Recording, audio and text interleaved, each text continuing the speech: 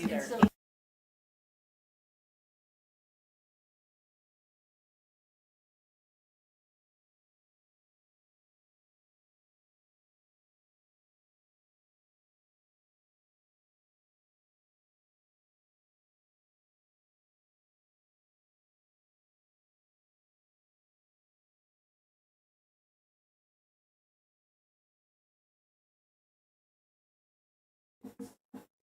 ready to go?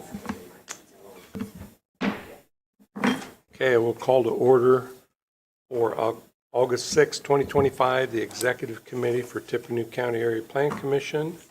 And first on the agenda is the roll call. Jackson Bogan. Present. Larry Leverins. Present. Diana Looper. Present. Tom Murtaugh. Present. Kathy Parker. Here. Jerry Reynolds. Gary Schroeder. Present. Quorum present. Next on the agenda is approval of minutes. Larry.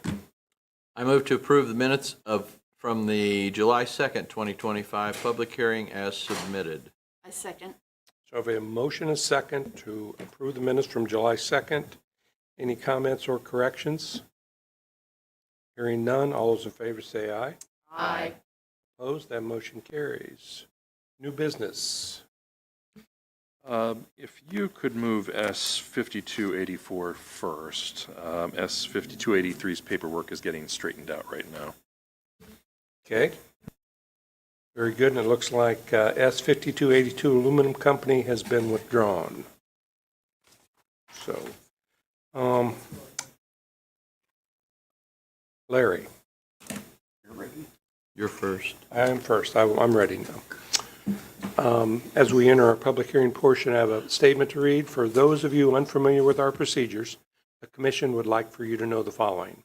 When we hear a request to subdivide land, we are only concerned as to whether the actual drawings showing the division into lots meets the technical requirements of our ordinance.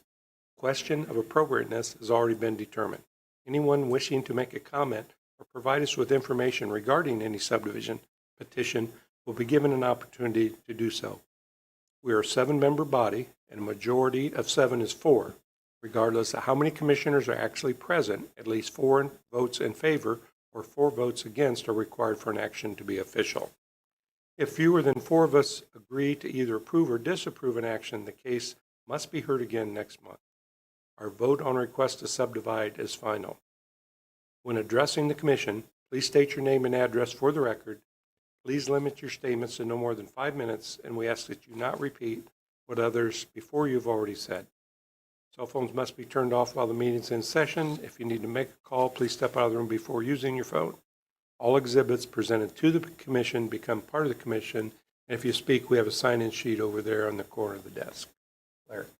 I move that there be incorporated into the public hearing portion of each application to be heard this evening and to become part of the evidence at such hearing the Unified Zoning Ordinance, the Unified Subdivision Ordinance, the Comprehensive Plan, the bylaws of the Area Plan Commission, the application, and all documents filed therewith, the staff report and recommendation on applications to be heard this evening, and responses from the checkpoint agencies. I second it. All those in favor say aye. Aye. Opposed? That motion carries. Now into subdivisions, it looks like we still want to hear Three Meadows first. Okay, I'll take that. Three Meadows? Yes, we're Okay. going to skip that. I move to hear and vote on S5284, Three Meadows Subdivision, Section 2, a replat of Outlot 12, minor sketch. I second it.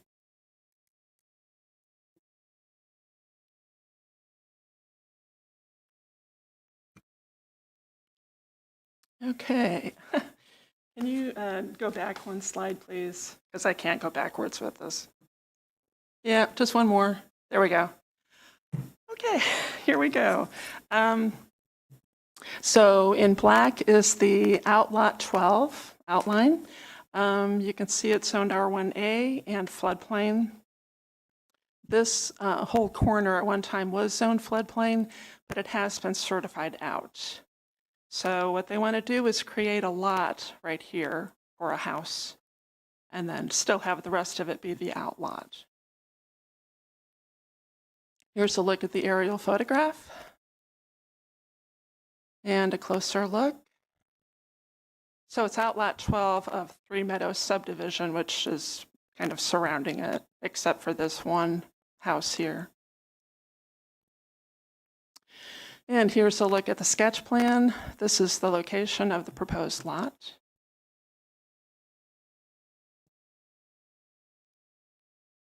There are 8 conditions of approval, all of them standard except for number 7. So the outlot was owned by the HOA. It was transferred to the Koviches so that they could create this lot. So after the final plat for this is completed, they will need to transfer ownership of the outlot that remains back to the HOA. So, other than that, it's pretty standard, and we are recommending conditional primary approval. Very good. Thank you, Kathy. Petitioner or the representative?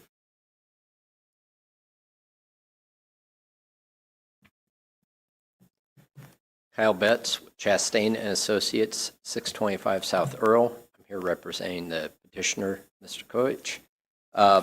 We have reviewed the staff's conditions. We are in agreement with those. I'd be happy to answer any questions you might have and request your approval of this subdivision. Very good. Thank you, Kyle. Anyone from the audience wish to speak to this? Questions or comments from the commission? I have a quick question actually for Kyle, I would assume would be the one. I remember we had talked about this briefly when this was first being proposed. Has Highway confirmed where the access point will be? Will it be on the southern portion of the, so that's safely away from the roundabout? I don't have a pointer with me, but there is a section of, most of the frontage is marked with a no vehicular access, and there's a section right at the south that's 40, 50 feet wide, something Okay. like that, for access. Okay, perfect. Thank you. Any other questions, comments? Hearing none, it's your second white ballot.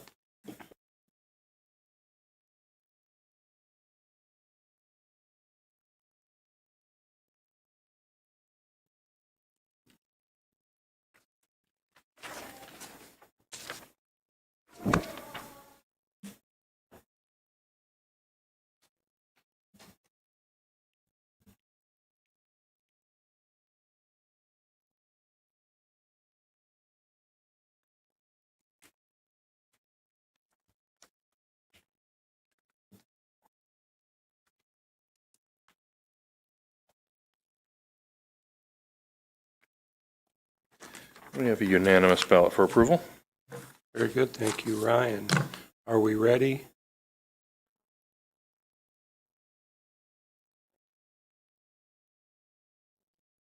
Sure, subject to getting those and getting that final stamp on the notary, you're fine to hear it if you choose to. Okay. We'll take the motion and make a condition that it's subject to the staff receiving the mailing notifications and having the application notarized. I move to hear and vote on S 5283 Walker Minor Subdivision, minor sketch. I second it.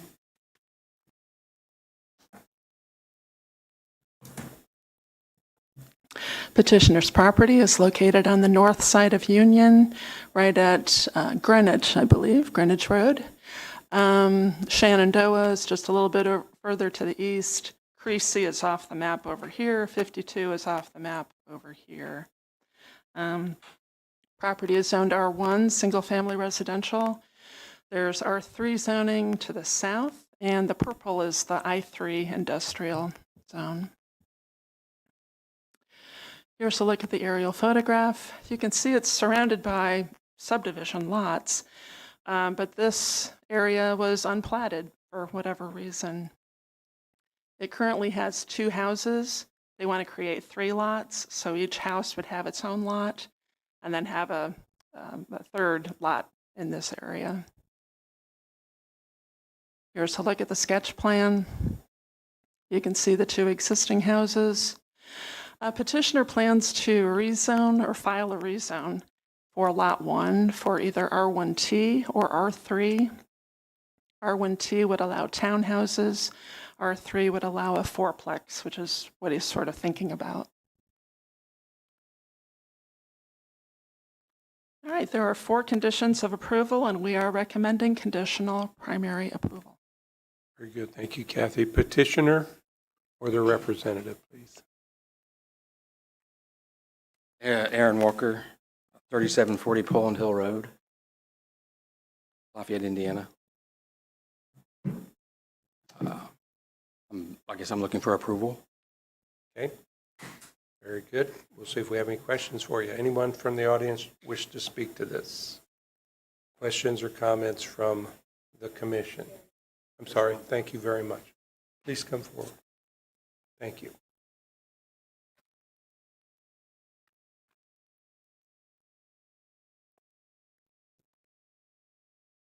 Go ahead. You give name and address. My name is Renee Costanza. My address is 901 Eastwick Drive.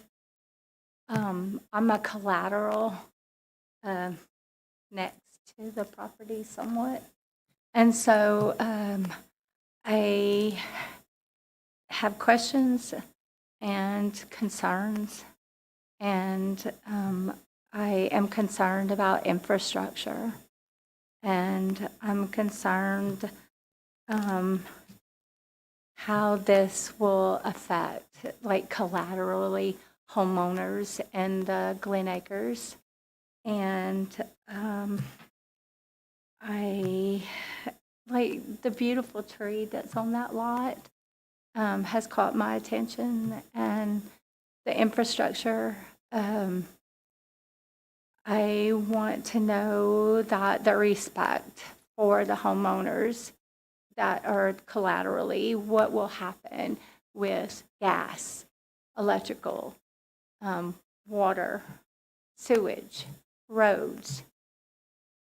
Traffic patterns there are pretty intense. Union is very traveled. And I don't particularly, I'm very inexperienced, unskilled, and I'm here as my neighborhood person, and other persons from the neighborhood, they did not come. And so I didn't know if I could say anything to help with anything, but I thought maybe speaking would be the correct choice. And I'm interested in information. One of the things, and I'll wrap up, is that I'm interested in the building of these properties. Will it be a catering towards youth and young, healthy 30, 40-year-olds per se and younger? Or will the properties considered be being built for the aged? Also, I mean, if it's a 2-story condo, will it include chair lifts, or will the homeowner have to provide that? Will it be designed in a structure in a way that is of grace and pleasant with balconies? And I'm not sure exactly how to continue on. I'm done. Thank you. Okay. Thank you. Maybe the petitioner will have an answer. But first of all, I might comment. It sounds like he's going to do a rezone, and that would be the public hearing portion when he proposed maybe what he's going to do there. Would get some of those answers. And typically, the utilities are handled by other departments, city departments that do the utilities, gas company, electrical, city engineer to do the traffic and entrances, so they'll take care of that. We're only looking at the subdivision of the land, and unfortunately, if he meets the technical requirements, which he has, we pretty much have to approve it, but it's still, we do take input, and I'm not, so the rezone, if that comes up, if you watch the sign, that'd be another opportunity to speak about your concerns or whatever his future users may be. Okay? I don't know if he has any comments he wants to make. If not, we'll. You can reach out. Be happy to share the proposed plan. Okay? Thank you. I didn't know if it was going to help for me to speak or not. Thank you. No, thank you. You just need to sign it. Anyone else wishing to speak to this? Questions or comments from the commission? Hearing none, we have a white ballot.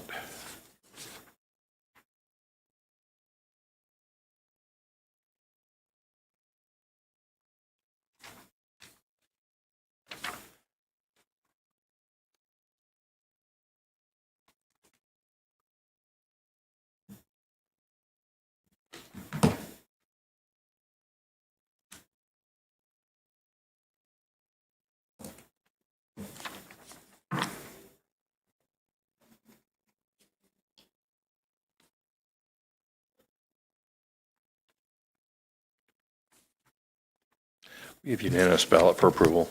Very good, thank you, Ryan. Approval of the August APC public hearing agenda.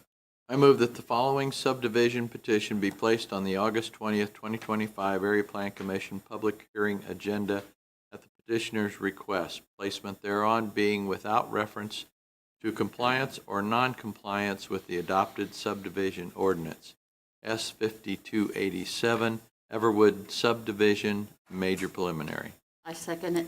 All those in favor say aye. Aye. Opposed? That motion carries.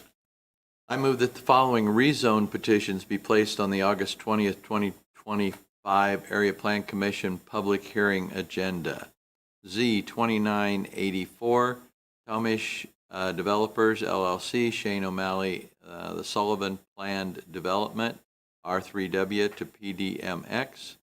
Z 2987, Lafayette Transitional Housing Center Incorporated, DBALTHC, Homeless Services, Jennifer Layton, McCarty Hope Apartments, Planned Development, I3 to PDRS, Z2992, M&C Development, LLC, A to R1, and Z2993, Strider, LLC, R1B to R2U. Second it. All those in favor say aye. Aye. Opposed? That motion carries. BZA. I move that the following petitions be placed on the August 27th, 2025 Area Board of Zoning Appeals public hearing agenda. BZA 2204, Select Towers 2, LLC. BZA 2205, A Company, LLC. BZA 2206, Michael and Sally Sandry. BZA 2207, KOH Knox. BZA 2208, KOH Knox, and BZA 2209, Jason T. Myers. I second it. All those in favor say aye. Aye. Opposed? That motion carries. Special exceptions. I move regarding the following special exception requests that these cases will not adversely affect the comprehensive plan. BZA 2204, Select Towers 2, LLC. BZA 2206, Michael and Sally Sandry. BZA 2207, KOH Knox, and BZA 2208, KOH Knox. I second it. All those in favor say aye. Aye. Aye. Opposed? That motion carries. Variances. I move the following requests for variance from the Unified Zoning Ordinance are not a request for use variance prohibited from consideration by ordinance and statute. 2025-15, Jeremy Aspiring. 2025-16, Armor Construction, LLC. I second it. All in favor say aye. Aye. Opposed? That motion carries. I move we approve the July 2025 budget report as submitted.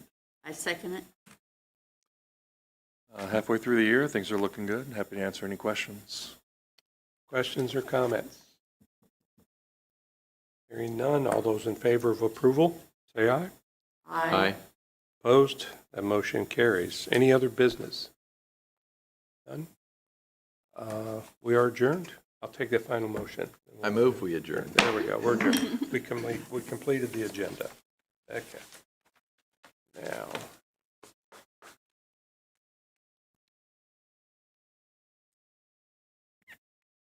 I have the receipt. Okay. Go.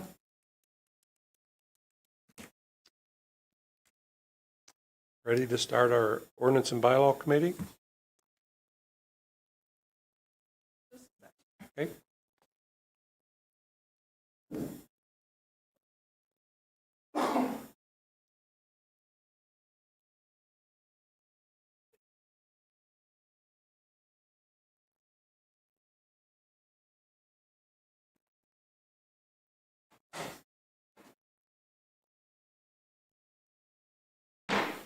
I will call to order Area Plan Commission of Tippecanoe County Ordinance and Bylaw Committee for August 6th, 2025.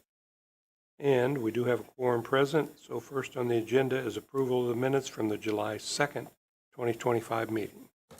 I move we approve the minutes from the July 2nd, 2025 meeting. Second. So I have a motion and a second. Questions or comments? Hearing none, all those in favor say aye. Aye. Opposed? That motion carries. Updating gas station regulations.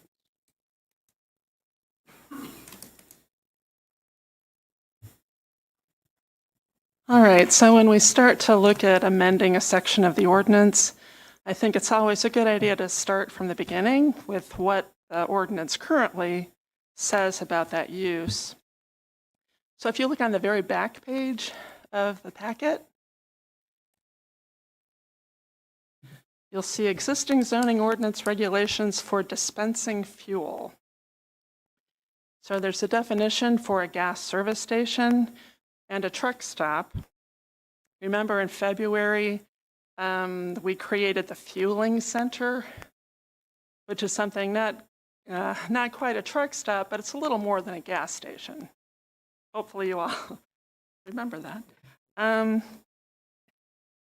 That passed in all jurisdictions except Dayton. So, at the same time, we created a 1,000-foot separation from truck stops to the nearest residential use or zone. And that's, and we added some buffer yard requirements as well. So, in March, Lafayette City Council passed a resolution requesting staff amend the UCO to limit gas stations, or basically just put some limitations on them. There seem to be a lot of them happening in Lafayette.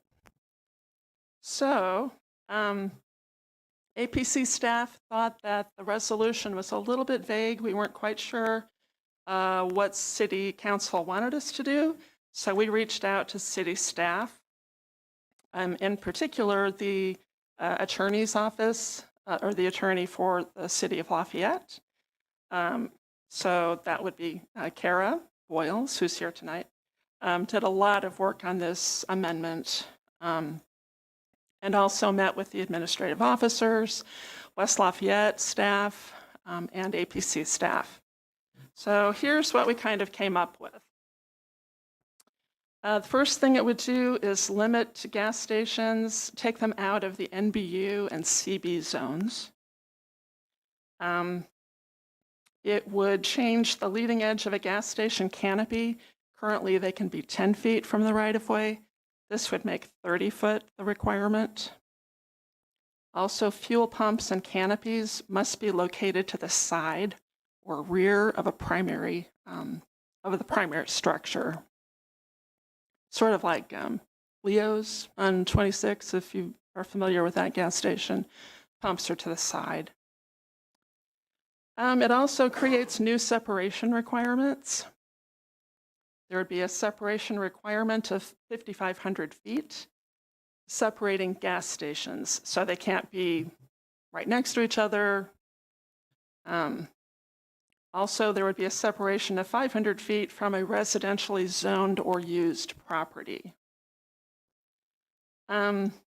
Since we already require truck stops to have a 1,000-foot separation, I threw in fueling centers should be prohibited within 750 foot. So it's splitting the difference there. There are architectural requirements. And one big difference is a decommissioning plan requirement, not just for gas stations and truck stops, but also for oil change businesses and car washes. These are businesses that if they go out of business, what do you do with a car wash building that's out of business or a gas station that's out of business? A decommissioning plan would help us bring a new business in there, basically. So that's just a real quick overview of what this amendment would do. It is not written in amendment form yet, So we will be bringing this back next month, where it will be in amendment format. I think Kathy, that's it. Didn't you say that Kokomo was drawn heavily from? Yeah, I'm going to have that- Kara's There's some gonna precedent come in up. the state for what they're pursuing here. Yeah, I think Kara got a lot of this from Kokomo, but I'll let her talk about where she got it from. Thank you, Kara. Good afternoon. Kara Boyles, staff attorney for the City of Lafayette. So as Kathy mentioned, there are many gas stations throughout the city. We are also seeing continued development. So we believe that these amendments will help with the city's long-term development goals, not just downtown, but throughout the entire community. I'm happy to answer any questions. We also have our Economic Development Director, Dennis Carson, here as well. Very good. Thank you, Kara. Not sure if we want to hear other comment first, or does anybody else want to comment from the public? Not. Questions or comments from the commission?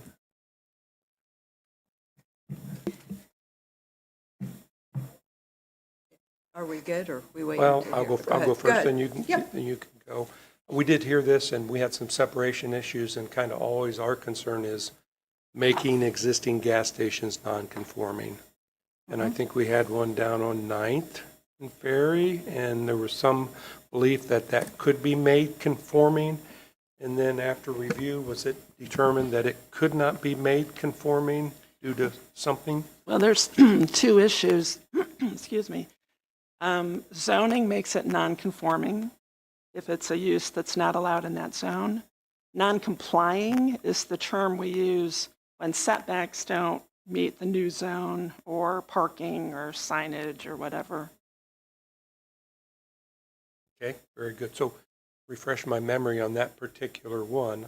We got, Yeah, we looked at the gas station. I believe it's on, is it Romig and 4th Street? The Shell station there. there's one there, yeah. And I think it's zoned CB? Yeah.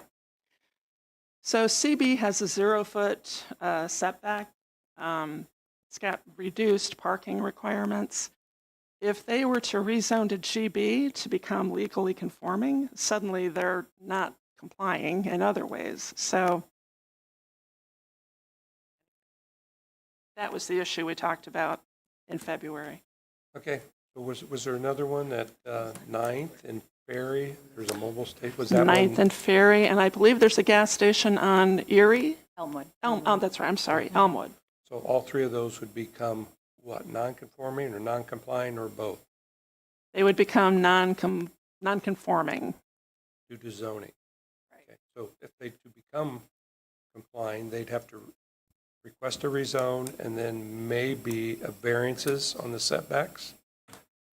Yes. And there is a path for them to do that? Oh, And yeah. the city obviously could There's a decide. zoning pathway to There's a correct. path to do that. Okay, very good. So that was our concern, to bring you up to speed. I'm not sure you were here then, so that was our concern. Any other questions or comments? I just have a clarification. Maybe this is more for Vicky. So if, in your lending world, if they are non-compliant, can they rebuild? Even, I'm not saying non-conforming, I'm saying non-compliant. I think that's a county question, because I guess they'd have to go back to it's on the lot, which we would say this was not going to be allowed, right? If it's a gas station in a conforming zone, in other words, it's allowed in that zone, and it burns down or whatever, tornado, they could rebuild a gas station. They would just have to meet the standards of the ordinance as far as setbacks and whatnot. Okay. So they couldn't rebuild as it was that day. Not necessarily, unless it meets the standards of the ordinance. Does Yeah, if that it was non-complying before the fire, and then it burns, then they couldn't rebuild it to non-complying. They could redesign it so that it's complying, or they could try to seek a variance to, make it comply. Because the use is already permitted in the zone, so that's not an issue. I think our starting point is today where they are compliant, because they're fairly new gas stations. I'm assuming they are conforming and compliant today. So we're going to make them one or the other or both. So I guess that's kind of our concern. But they have a path to solve that problem. Correct. If they can do that. Any So, other- I'm sorry to beat a dead horse, but, so it's just those three examples that are non-conforming. But there are probably a ton of them that are non-compliant. There would have to be, because very few of them have pumps to the side or to the rear of the building. Right? Yes. Those are probably the reasons why they're here. So becoming non-conforming and non-compliant, that would prevent them from getting an location improvement permit. Also, they needed to make some repairs or improvements. They could not draw a permit if they are That would be a call that the Lafayette City Engineer's Office that issues permits would have to make.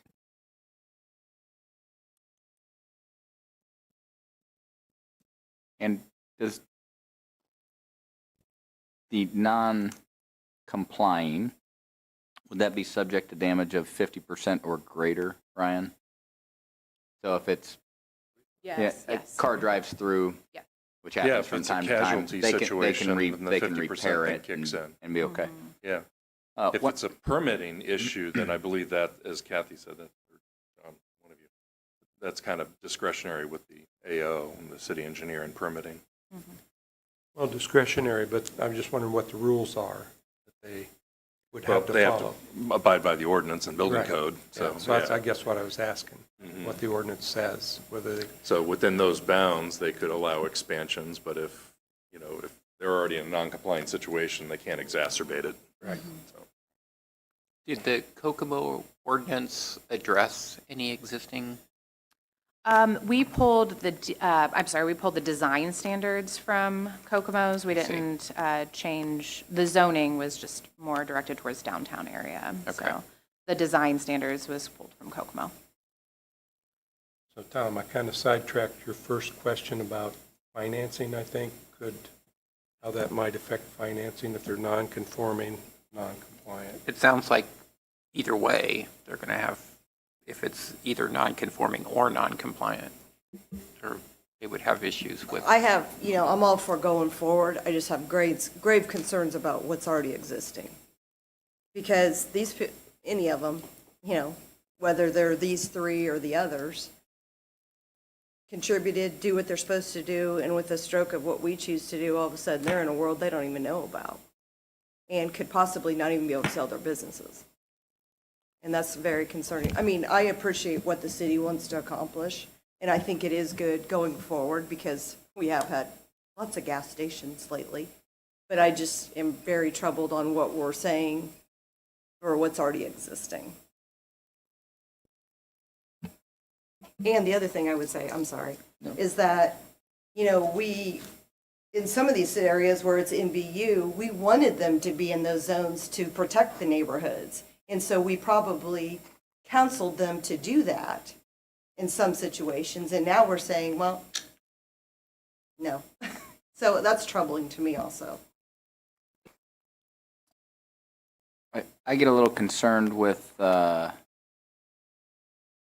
take 900 Ferry Street, because when I went to St. Boniface when I was younger, and there was a vacant gas station there for, I'll make up a number, 10 years, 15 years, and it became a large eyesore, in my opinion, even at that young age. I'm 46 today, now I'm old. But it was an eyesore back then, and as Vicki said, with the stroke of a pen, if we say that, let's say whatever commission votes them down and doesn't allow it because they aren't compliant, something happens, now we have a situation where we have our eyesore again. It just so happens that is one of the gas stations that would become non-conforming. And so I get concerned about that. I agree with Vicki. Path forward, moving, 100% agree with what the city's wanting to do. I just don't know how we do it without affecting the current citizens that spent capital and banks financed them to do it. I don't know if there is a solution.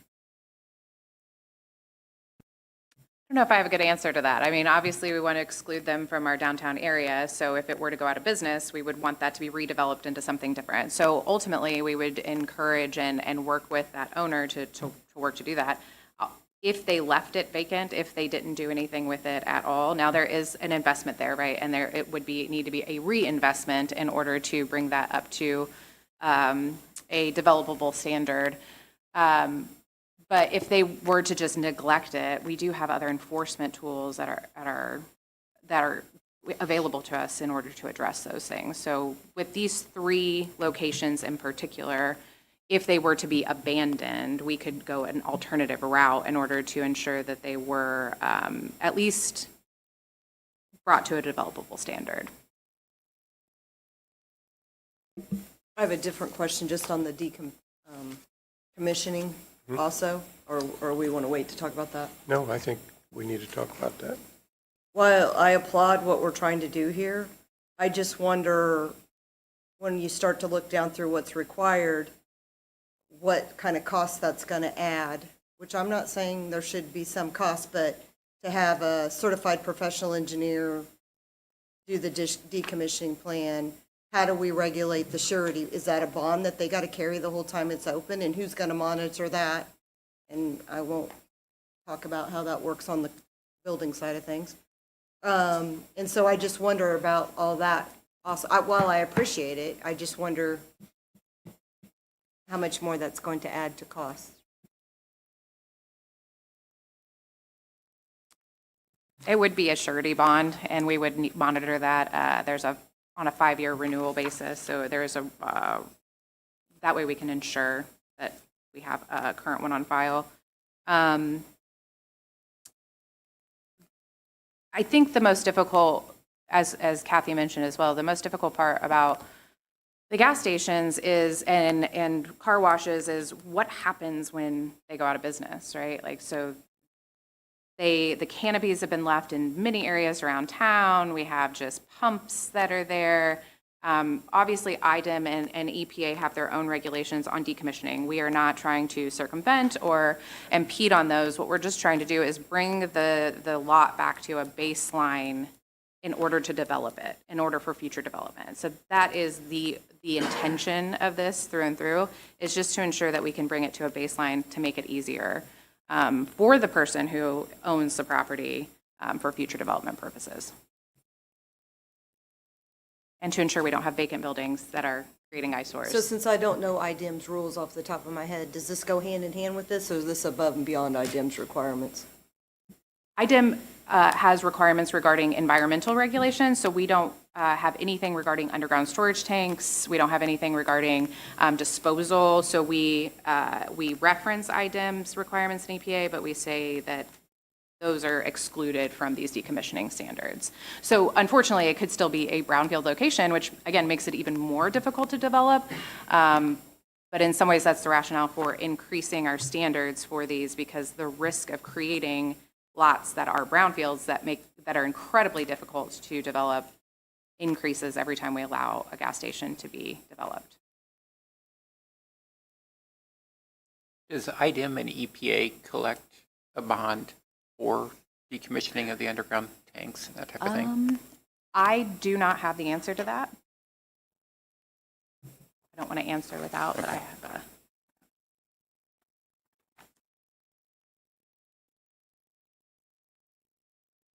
The decommissioning standards were drawn from the current decommissioning standards for the solar, which is already in the Unified Zoning Ordinance. It's consistent with other practices. So it's basically just for the structure that's on there, basically the canopy or any building that might Canopy, vacuums, these additional fixtures, sealing up, closing up, to ensure there's not, just trying to, again, just that baseline, all these things that would be more of a burden on someone else to come in and develop it, to remove all of the very specific items related to these developments.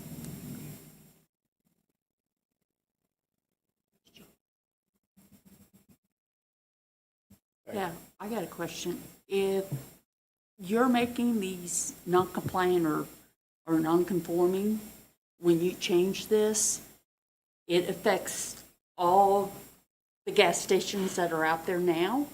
Are they going to get fined for not being within regulation or whatever? No. No? But they can't sell or anything until they are, right? No, that's not how it works. Okay. I just. Yeah, when you're non-conforming or non-compliant, it means that you were in operation, humming along, doing your thing, and then the law changed. You're not penalized for that. You're allowed to continue your operation. And you're even allowed to put your business up for sale with the intent to continue the operation and continue the grandfathering of the operation. So, and then you have a year-long time period if the operation ceases, and you're not even intending to continue it, after that point, then the grandfathering ceases. So it's a fairly generous, it must truly be abandoned to lose your grandfathering. You must, the owner must truly give up on whatever the use is, a gas station, car wash, what have you. So it's to the benefit of the owner of that grandfathered use, that non-conforming or non-compliant use. They want to keep it up. They want to keep it fixed up. They can keep it going. Now, whether the bank wants to loan the money is on the bank. If the bank doesn't want to loan money, that's on the bank. So, okay. Yeah, we've been talking about this for 20 years and about banks and insurance companies, and I just say they've become more sophisticated today. Insurance companies too, you just can't get insurance because you can't rebuild. And some of them can't get financing because they're non-compliant. How can I issue a loan on something that is not guaranteed to go forward? Actually, it's being zoned out of business. So we're just asking for sensitivity to that. There's a workaround for that. Right. I'm not And sure. then the conflict comes, of course, when the city has its own policy directives for what it wants. And the conflict comes where the city's like, well, there's some uses where we want them to go away, as harsh as that might sound, but that's, inevitably, it's like building building homes in the floodplain. We don't want people to build new homes in the floodplain. Even though there's lots of land in the floodplain where you could build them, because for obvious reasons, we don't want anyone to get harmed, so. If this went through, is there any conforming gas station in town? Are we saying, will they all be non-conforming? I don't know a gas station that has pumps on the side. Yeah. Except Leo's, That's the only one. Leo's might be, yeah. It's a very large site, I don't know where that is. 26 and 52. The old Kohler Brothers. Okay. I don't think Leo's has anything outside like this talks about as well, and their pumps are on the side. I think they'd probably be. I think they are, very yeah. close, if not, completely in compliance. So it can be done. Oh, I'm sure it can be done. I'm just thinking we have the whole of, if that's the only one in town, every gas station in town now is non-compliant.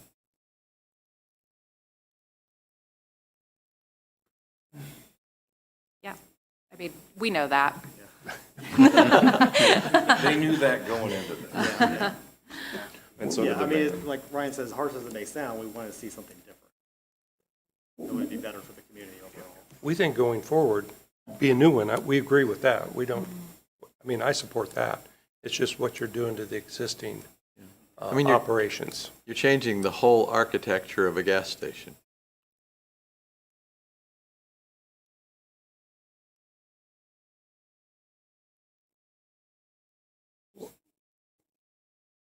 Well, that's a good question. Why can't it be? I'm not sure if somebody's working hard on a solution or they're just saying, whatever. So, I don't know, maybe. Say we are not pursuing a solution. I will say that we had discussed not placing this within chapter 4. So previously, our discussions would have been that no variances would have been available.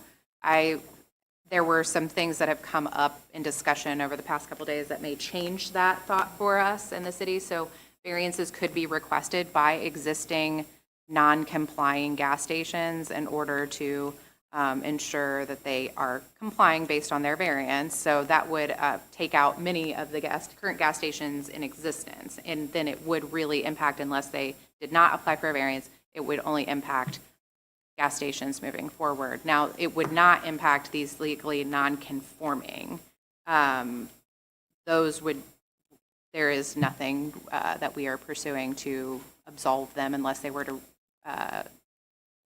rezone. Yep. I can see a rezone, that's a path, or Rezone is a variance path. it. Yeah, as a path for them, and you can decide whether you want it. Yep. But just to block them out, so as Yep. long as they have a path. Yep. There would be paths for variances and rezones Okay. for either situation.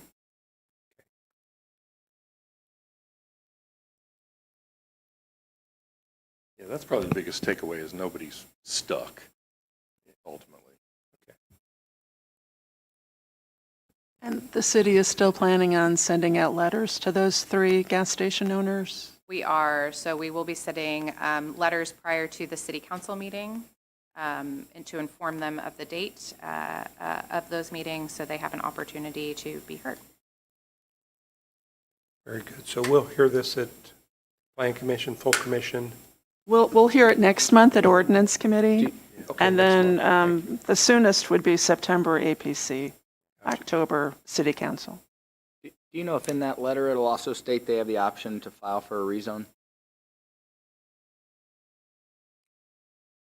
I can include it. Or a variance. Or a variant? Well, I'm just thinking, if we're only sending them to the non. All the 3. Yeah, to the just to the the 3 3 would be notified. non-conforming.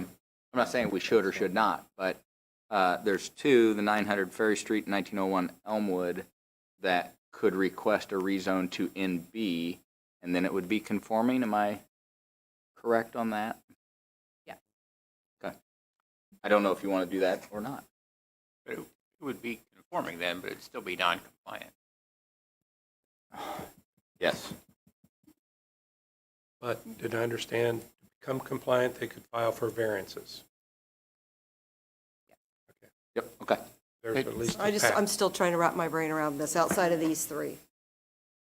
If this is approved, basically, very little gas stations that are in existence now are going to be compliant. Is that a correct statement?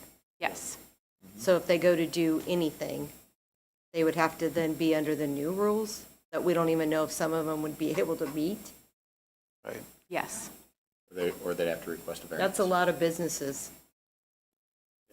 It is. I think what we're saying is if they wanted to add on, for example, that addition would have to meet the new standards. Not that the whole thing would have to be redone. They can leave it as existing and make no changes. Yeah, and make repairs. And yes, as long as there's no substantial Rehabilitations and, yeah. maintenance, general maintenance, all of those things are allowable. But to kind of go back to what Jackson says, if something happens obscure, somebody runs over the pumps by mistake, God forbid the tornado comes through, and then they would fall under the new guidelines, correct? 50% or greater. Yeah, That's- yeah, yeah, that's- it's Car hit ha- the pump, right. that's more of a repair, replace. Yeah, it's repair, Tornado comes through, replace. Then that's the different story. I got it.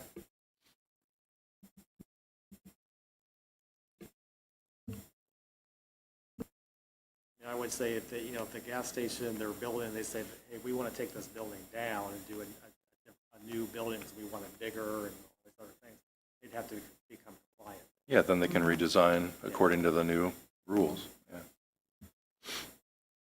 If they're going to make an addition, then that's the addition. Any other questions or comments? Nothing. I think that it's just going to come back next month in ordinance In form. ordinance format. We'll yeah. discuss that again, make sure I understand it, and then we can pass that on to the full commission. Anything else? So we're not allowed, are we allowed to make any suggestions, or it is what it is? Well, I mean, if we're saying we would like it to be on new versus existing, or is that not an option? Well, I think we can make Okay. that recommendation, but ultimately the city gets what they want because of the state law says they can write their own zoning ordinance. I'm correct on that. So We're giving advice. we're, To the APC, the Yeah. APC Yes. is giving advice to the council. Yeah, so they're This is here a- to hear your advice. This is the So- exact same as the mini storage that we Yes. did, right? yeah. Was that the most recent one that we had where we sent something with recommendations, it came back, they said they don't like that and pushed it, it went Maybe, through. yes, it was mini I storage. think it was in mini town. storage, right? Yep. That we did something similar? on? Yeah. Yeah, The big Affecting a lot, but- mini storage downtown in the NBU zone. yes, yeah. At Okay. Union and. So we're doing the same thing here. Yes, Yeah, okay. exactly. Thanks. Thank you very much. I only have one final comment on that. I heard this, I never thought I'd have a chance to say it, but I went to a talk at Purdue from a professor of economics, a Dean White School professor, and talked about development, over the history of development. And the first thing that he said in his talk was, zoning is the boogeyman. And I didn't understand what he said. I didn't understand it. And I'm in zoning. Well, I think this is what he's talking about. Zoning's the boogeyman. You know, it giveth and it taketh away. So anyway, we're just trying to be sensitive as insurance, finance, people make investments in the community, and you kind of want to just wipe them off the table, per se. Anyway, moving on. We are up to citizens' comments.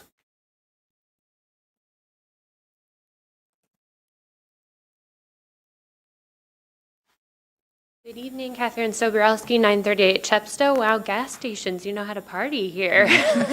Really getting in the weeds on it. I'm here to make a request for the ordinance committee. So I know we already have the request sort of going for solar ordinance amendment, but one thing that we'd like to add to that, or sort of put as a separate add-on, is that the county consider regulations on battery energy storage systems, so BESS. That's sort of something that's lurking in the weeds, maybe of the current solar project, maybe not. But in any event, it's something that typically follows renewable projects. And if you look, there's databases where you can see projects that are looking in the energy queue to put infrastructure in communities. I believe that in one of those databases, there's another company seeking also permission to have BESS in our county. So it's something that's, you know, maybe not a reality today or tomorrow, but something that in the near future is probably a reality for our county. And there's some guidance we can use locally. So Warren County in April of 2025 did a BESS ordinance. Pretty, you know, basic standards, setbacks, safety, that kind of stuff, decommissioning. We can look to that. And then in June, the state, and I cannot remember, it's like the Office of Energy Development, commissioned a third party to do a huge report on BESS because it's coming online increasingly more everywhere. That's like 181 pages, was just published online 8 days ago. And one of the things they highlight in there is counties need to be getting on the ball with this issue and developing these regulations now, because we know today Indiana has 200 megawatts of solar, or not solar, BESS. I can't get them straight in my head. I live in the solar world, but has 200 megawatts of BESS, and they say in 10 years we'll have 2,000 or 3,000. So it's a problem that's rapidly expanding, and that's likely to be on our doorstep. So that's my prime request for the ordinance committee. And then secondary comment is just sort of the ongoing thing we keep saying about the solar project. Will be at the BZA later this month. But we sort of just keep saying, you know, is this thing really complete? Is this thing really ready? That's something we've argued a lot about, because in June, as you know, the commissioners put in place a moratorium. And I would just continue to argue that we're still not in a place where we have a complete project that should be able to go forward given the existence of a moratorium. Because if you're closely following the developments that are happening with this project behind the scenes, things about the project are changing every day. So I think the question is still there, begging to be answered, of whether we can go forward, or whether perhaps under Indiana state statute about moratoriums, this actually is not considered a complete project that was protected from the reach of the moratorium. So just sort of representing that objection for the record and saying, I think this issue is still lurking and it's a problem for both sides. You know, that probably is important to be resolved sooner than later. Okay, thank you. And I know you brought that up. It's always good to review our policies, procedures, and practices. Did you have a comment on the, Just procedurally at the BZA? yeah, I mean, are we going to, she brought up last meeting about, Catherine did, about projects complete, the staff report. Yeah, I am comfortable that it is a project that can go forward on the agenda as it's already scheduled, and we'll be discussing the exact procedure that'll be used to make sure everybody's got their opportunity to present their views. Okay, very good. Thank you. Any other citizens' comments? Comments from the commission? Hearing none, I'll take the final motion. I move we adjourn. Adjourned? Thank you.